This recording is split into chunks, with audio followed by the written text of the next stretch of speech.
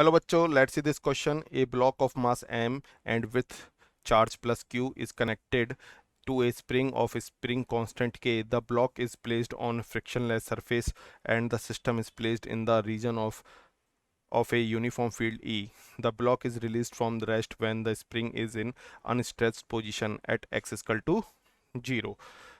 So find out the maximum displacement of mass M is. तो देखो यहाँ पे सिंपल सा कॉन्सेप्ट है, ये कोई एक ब्लॉक रखा हुआ है जिसका मास एम है और ये स्प्रिंग है जिसका स्प्रिंग कांस्टेंट के दे रखा है। इस पर इलेक्ट्रिक फील्ड लग रहा है जो कि डायरेक्शन कुछ इस तरह से हमें गिवन है और चार्ज क्यू हमें दे रखा है।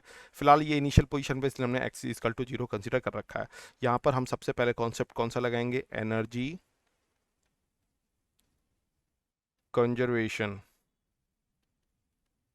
एनर्जी कंजर्वेशन से हम बोल सकते हैं कि सर सिस्टम की जो काइनेटिक एनर्जी है plus initial energy of system plus static plus potential energy of electrostatic initial level पर should be equal to kinetic energy plus static potential energy plus electrostatic potential energy of final होनी चाहिए। तो initially अगर हम तीनों चीज़ें देखें तो ये तीनों जीरो हैं क्योंकि कोई मूवमेंट नहीं है।